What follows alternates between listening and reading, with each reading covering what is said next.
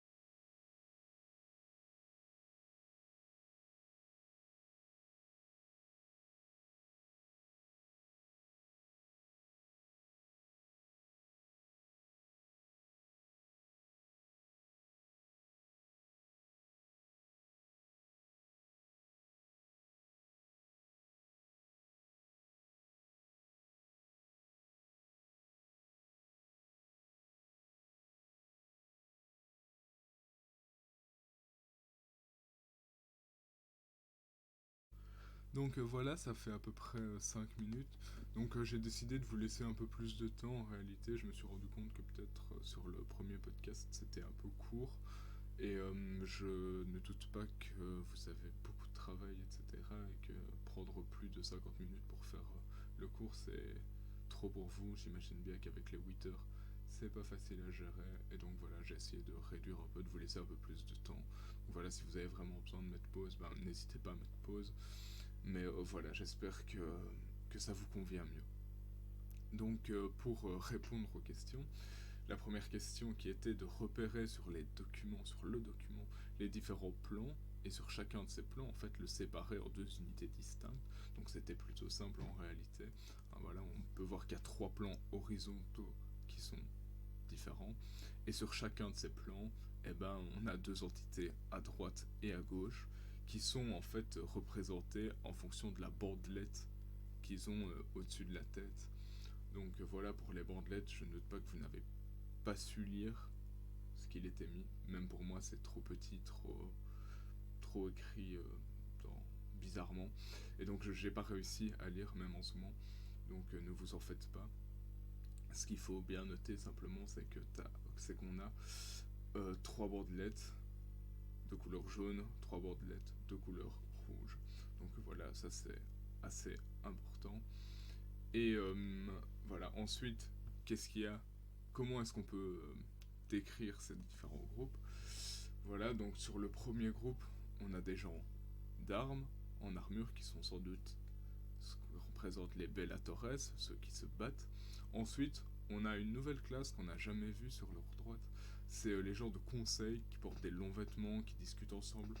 Nous, on pourrait les associer à des intellectuels, voilà.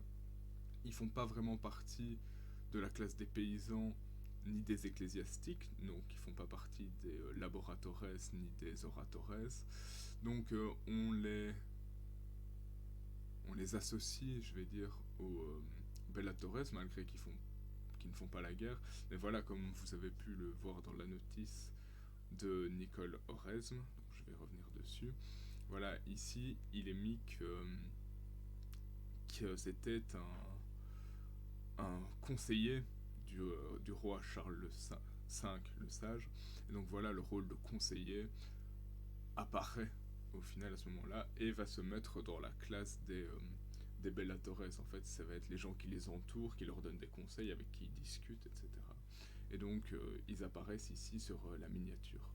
Donc, ensuite, en bas, on a les gens d'église. Vous les avez sans doute reconnus, les évêques, avec leur mitre sur la tête, des moines avec des tonsures, une abbesse portant le voile noir, voilà, au milieu de l'écran. À leur droite, vous pouvez voir des cultivateurs. On peut les reconnaître grâce aux outils qu'ils ont sur les épaules. Voilà, une bêche, une faux, etc. Ensuite, en bas à gauche, on a des artisans qui portent aussi des outils qui les caractérisent. Donc voilà, on a un marteau, une hache, etc. Et ensuite, à droite, comme on l'avait vu plus haut, les commerçants. Voilà, on peut les reconnaître. Voilà, il y a des moutons, ils portent une bourse, ils se serrent la main. Voilà, c'est comme ça que vous pouvez les reconnaître. Les six catégories différentes. Je ne doute pas que vous savez tous les associer à, à une des trois catégories qu'on avait plus haut. Donc voilà, sur le dessus, on peut dire les bellatores. Au milieu, à gauche, les oratores et le reste, les laboratores, donc ceux qui travaillent, artisans, paysans, marchands. Donc voilà. Ensuite, qu'est-ce qu'on peut dire voilà, sur la position des uns par rapport aux autres? Bah ça, c'est quelque chose d'assez intéressant au final. Ce qui va attirer notre attention, c'est le fait que cette nouvelle classe des conseillers et les chevaliers sont au-dessus des oratores, donc de ceux qui prient. Donc on peut voir qu'il y a une certaine importance de de ceux qui font la guerre, de ceux qui discutent, voilà, des puissances politiques au-dessus des puissances religieuses. Voilà, ça c'est vraiment un exemple. En tout cas, sur cette miniature-ci, on peut voir qu'on essaye de représenter une dominance, voilà, par la supériorité sur la miniature.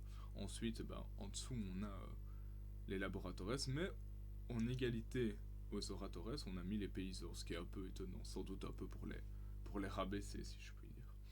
Donc maintenant, on va passer au sixième document que je vais vous projeter dans un instant. Et donc, nous voilà sur le prochain document, le document 6, qui est une miniature du XVe siècle qui illustre une copie du manuscrit d'Honorat Beauvais, L'Arbre des batailles, enfin nommé l'Arbre des batailles. Donc, qui est Honorat Beauvais? Je ne l'ai pas mis sur le PowerPoint, mais il est sans doute dans vos feuilles. Honorat Beauvais, c'est un homme qui est né vers 1350 et qui est mort entre 1409 et 1410. Voilà, ça c'est un peu flou. C'est un auteur provincial, il est partisan du pape Clément VII, qui était le pape de l'époque, et il est conseiller du roi de France, Charles VI, qui, euh, qui fut le roi après Charles V, qu'on a vu dans le document précédent. Donc voilà, il est connu aussi pour être un auteur qui a écrit des choses du coup. Il a écrit sur la guerre de 100 ans, un événement dont vous avez peut-être entendu parler ou peut-être pas, et sur le grand schisme d'Occident, qui sont deux événements majeurs dans le Moyen Âge, mais plutôt compliqués, et donc qu'on ne travaillera pas aujourd'hui. Nous, on va plutôt se concentrer sur la miniature en tant que telle. Donc vous avez déjà les questions qui s'affichent, mais je vais quand même les lire avec vous pour essayer un peu d'orienter votre lecture. Simplement, la première question, une fois de plus, en analysant l'image, combien de registres sont présents? Voilà, plutôt simple. Et décrivez les personnages. Et cette fois-ci, peut-être un peu plus complexe, mais il y a beaucoup de détails qui peuvent vous aider. Identifiez les personnages qui sont représentés. Donc voilà, il y a des détails, des choses qui doivent vous aider à trouver ça. Ensuite, une comparaison avec le document qu'on a eu juste avant, le document 5. Il y a une différence assez marquante et je vais vous demander de la trouver et d'essayer de l'expliquer. Quelque chose dont j'ai parlé juste avant, et voilà, il faut un peu faire attention, comparer les deux images et essayer de trouver la grosse différence qu'il y a entre les deux. Et ensuite, dans le troisième registre, on peut observer qu'une partie n'est pas présente. Donc voilà, le troisième registre, ça vous spoil un peu la réponse, mais bon, c'est la partie du bas. Et voilà, il y a une partie qu'on ne voit pas, et j'aimerais bien que vous me disiez laquelle et pourquoi. Est-ce que vous avez peut-être une interprétation de pourquoi on ne la voit pas? C'est un peu compliqué, mais peut-être que vous le savez.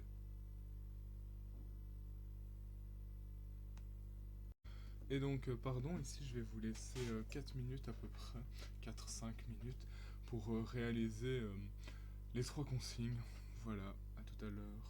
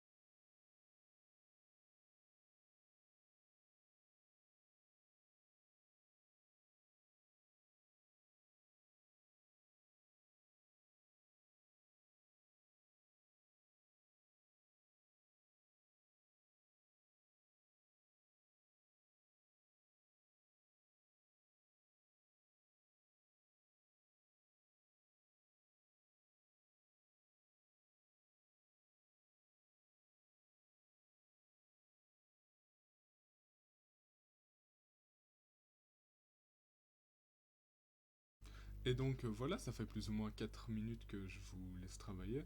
Et maintenant, on va essayer de corriger ça.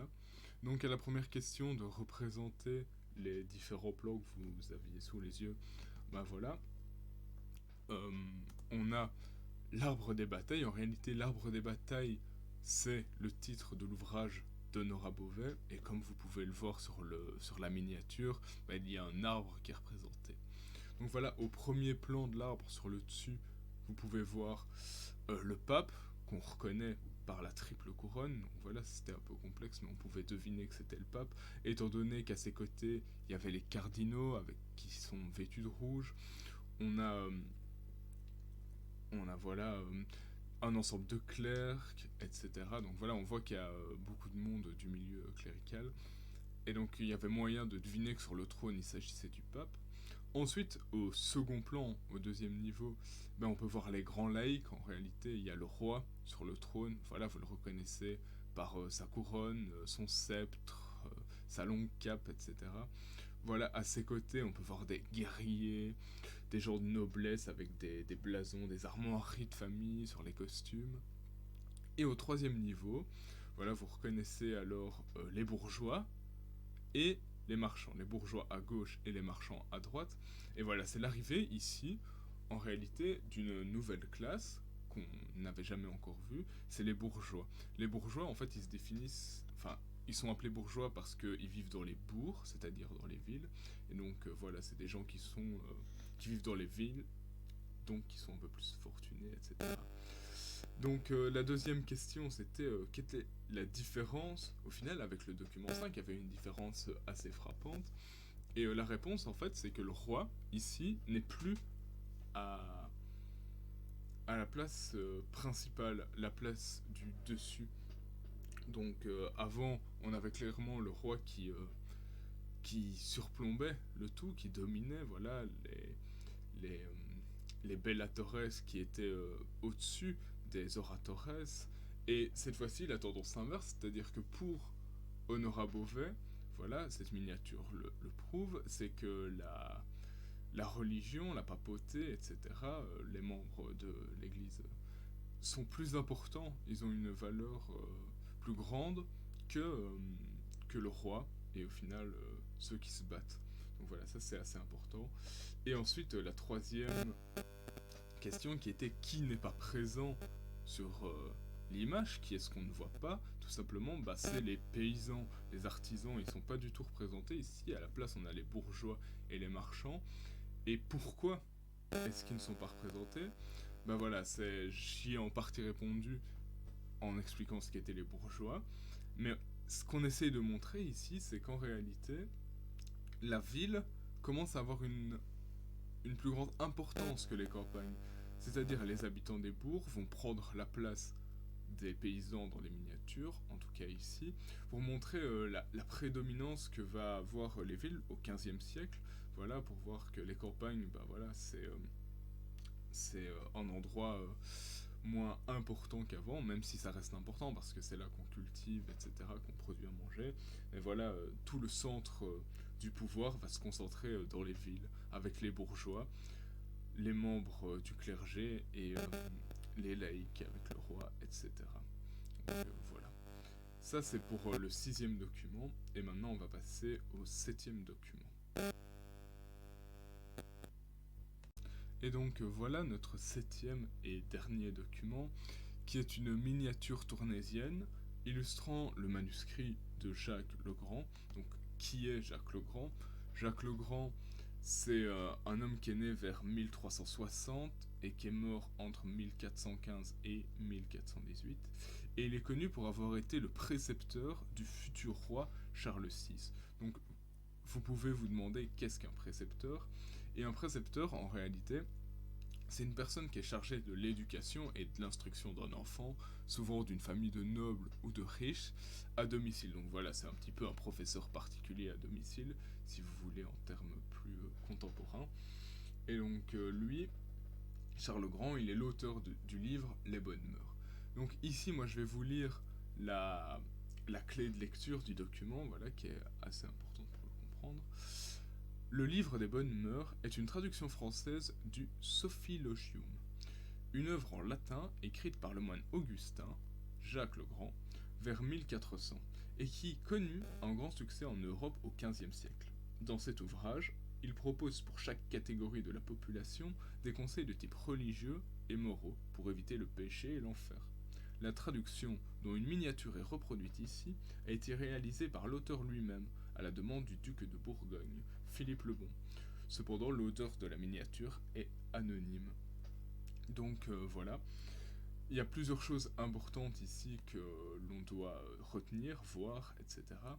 La première chose que je vais d'abord vous expliquer, le moine Augustin, le moine ne s'appelle pas Augustin, mais c'est une catégorie de moines, les moines Augustins, et il s'appelle Jacques le Grand, donc voilà, ça pouvait peut-être prêter à confusion.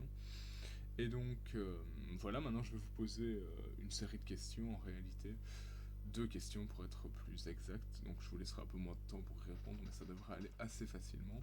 Donc la première question c'est qui est le personnage central? Là sur la miniature que vous pouvez voir, il y a un personnage au centre. Et qu'est-ce qu'il est en train de lire?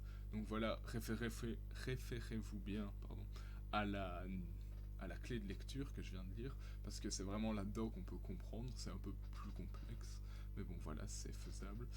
Et dans les groupes de personnages représentés à droite et à gauche du personnage principal, qui est-ce? Identifiez-les. Donc voilà, si vous n'arrivez pas à identifier le personnage principal, peut-être arriverez-vous par les documents qu'on a vus précédemment, les petits détails, etc. Identifier les personnages qui sont à droite et à gauche. Et sinon, voilà. Essayez d'identifier l'un par rapport à l'autre. Et on se retrouve dans 3-4 minutes, une fois de plus, 3 minutes à mon avis, pour corriger.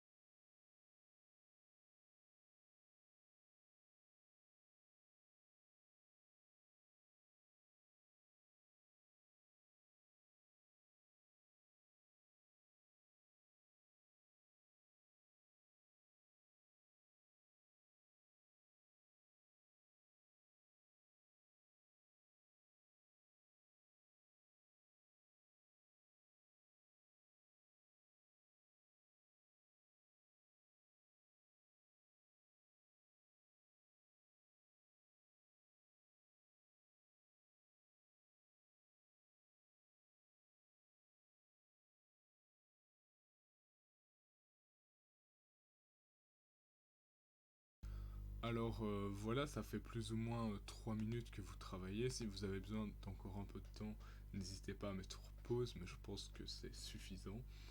Donc pour la première question qui était qui est le personnage central et qu'est-il en train de lire, je suppose que vous avez compris en lisant la clé de lecture qu'en réalité il s'agissait de Jacques le Grand. Au final, voilà, c'est lui qui est assis sur le trône et qui est en train de lire son propre livre, le livre des bonnes mœurs. Et voilà, il est représenté assis sur le fauteuil en train d'enseigner aux trois ordres, aux trois états de la société, les meilleures choses à faire pour eux. On voit très clairement à droite, à gauche, les bellatores et les oratores, donc le clergé, le roi, les laïcs, etc. Et en dessous, on peut voir les gens du peuple, les laboratores, qui viennent aussi pour les conseils. Voilà. Ensuite, qui sont les personnages représentés, je viens de le dire. Donc voilà, à sa droite, à la droite de Jacques le Grand, on a les gens qui prient. Donc on a pu reconnaître le pape avec la couronne. Et, euh, et voilà. Ensuite, derrière lui, il y a les gens du clergé, des clercs, etc. À gauche de Jacques le Grand, on peut voir le roi, suivi à côté du prince et d'autres laïcs. Donc voilà, c'est vraiment les différentes classes qui viennent s'enseigner, qui viennent s'instruire auprès de Jacques le Grand. Et en dessous, voilà, c'est ceux qui travaillent, c'est ceux qui ne font pas partie des bellatores ou oratores et qui viennent aussi écouter les leçons pour leur propre salut. Donc voilà, en dessous, vous pouvez voir un petit texte qu'on ne peut pas lire, mais qui en fait qui commente la miniature et qui montre comment le peuple est divisé en riches et en pauvres, en bourgeois et en gens de conditions plutôt modestes. Et donc c'est ça que le texte ici en dessous nous donne. Donc voilà, maintenant on va passer à la dernière étape de ce cours qui va être de réaliser un petit tableau. Vous avez normalement un tableau vide qui va s'afficher avec 9 cases à remplir. Donc j'ai déjà rempli quelques cases pour vous, voilà, normal. Donc c'est un tableau récapitulatif final de toutes les informations qu'on a vues jusqu'ici. Donc voilà, je vais vous demander en fait de reparcourir à peu près toutes vos notes, tous les documents qu'on a vus jusqu'ici, pour essayer de remplir les cases vides. Voilà. Donc dans le clergé, dans les nobles, les paysans, voir quels sont leurs rôles et activités dans la société. Donc qu'est-ce qu'ils font, etc. Leur statut, donc c'est-à-dire où est-ce qu'ils se situent les uns par rapport aux autres, comment est-ce qu'ils s'entendent les uns par rapport aux autres, etc. Et ensuite, les membres de la classe. Donc ça c'est un peu plus simple, c'est simplement me dire qui fait partie de quoi. Au final, est-ce que le roi fait partie des paysans, des nobles ou du clergé? Voilà, ça c'est à vous de me le dire, d'aller reprendre dans les différents documents qu'on a vus jusqu'ici euh, les titres et de me les replacer dans le document final pour bien diviser tout ça dans votre esprit.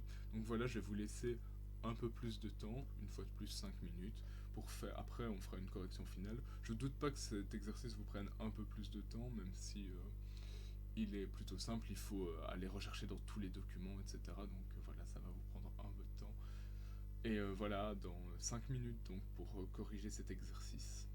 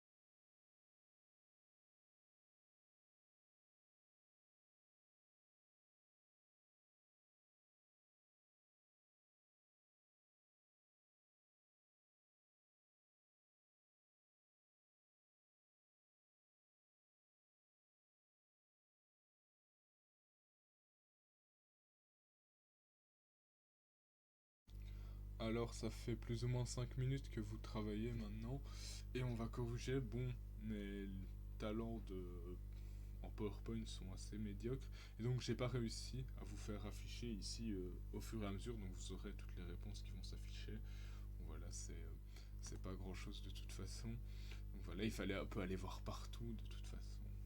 Donc voilà. Voilà le rôle du clergé.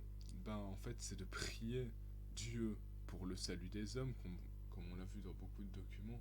Le rôle c'est avant tout de, de, de s'assurer que les hommes iront au paradis. Voilà, ensuite les nobles, ben ils combattent pour défendre le clergé et les paysans. Donc voilà, pour répandre la foi catholique aussi à travers le monde. Euh, mais aussi pour défendre leurs terres. Et donc voilà, leur rôle, eux, c'est vraiment la bataille. Tandis que les paysans, bah, eux, ils travaillent la terre. Voilà, on a vu aussi qu'il y avait les artisans, etc. Mais enfin, ils n'ont pas un travail de prière ou de bataille. Vraiment, c'est un travail pour nourrir, etc. Ils vont payer des taxes aux nobles et tout. Donc voilà, c'est plutôt ça leur rôle dans la société. Ensuite, bah, voilà, leur statut, le statut du clergé, bah, c'est une classe assez dominante au final. Ils dominent totalement les paysans, mais on peut voir qu'ils sont en bataille constante, en lutte constante. On l'a vu sur deux miniatures, voilà, parfois c'est le clergé qui est représenté au-dessus, parfois c'est c'est les nobles, le roi, etc. Et donc voilà, il y a une lutte constante entre ces deux classes pour savoir qui a la plus grande importance. Ça c'est quelque chose qu'on retrouvera aussi fort dans le Moyen Âge, c'est la lutte pour le pouvoir au final. Donc voilà, ça c'est assez important. Les nobles, pas pareil, mais dans l'autre sens, classe dominante qui domine entièrement les paysans, mais en bataille constante avec le clergé pour avoir le plus de pouvoir possible. Voilà, et les paysans, bah eux, ils sont simplement les dominés. Voilà, ils sont au bas de l'échelle sociale. Ils n'ont pas souvent leur mot à dire et voilà, ils n'ont aucune chance de monter au niveau des nobles ou du clergé. Enfin voilà, ils ne rivalisent pas avec le roi, etc. Donc ensuite dans les membres de classe, ben voilà, ça c'est un peu plus simple. Voilà. Dans le clergé, on a le pape, les cardinaux, les évêques, les clercs. En réalité, tous les membres du clergé que vous pouvez imaginer, les gens qui travaillent dans les monastères, etc. Enfin, il y en a énormément. J'ai abrégé par membre du clergé parce qu'on va pas tous les citer, mais vous avez l'idée plus ou moins. Dans les nobles, pardon, ben on a le roi, le prince, donc en fait tout ce qui est la royauté, voilà, la reine, etc. Ensuite, on a les laïcs, les nobles, les officiers. En fait, tous les membres de la noblesse, quelque noblesse qu'ils soient, voilà, des ducs aussi, etc. On a pu voir. Enfin voilà, il y a quand même énormément de gens. Les chevaliers en font partie aussi. Enfin voilà, ça fait pas mal de gens. Et dans les paysans, au final, les laboratoires, ceux qui ne font pas partie des deux classes, ben, on retrouve les commerçants, les marchands, c'est un synonyme en réalité, les éleveurs, les tailleurs de pierre, tous les paysans. En fait, voilà, comme je viens de le dire, c'est les personnes qui ne font ni partie du clergé, ni de la noblesse. Voilà, c'est un peu la troisième classe qui n'a pas vraiment de pouvoir, qui doit se plier à des règles plus strictes et qui fait comme elle peut avec ce qu'elle a.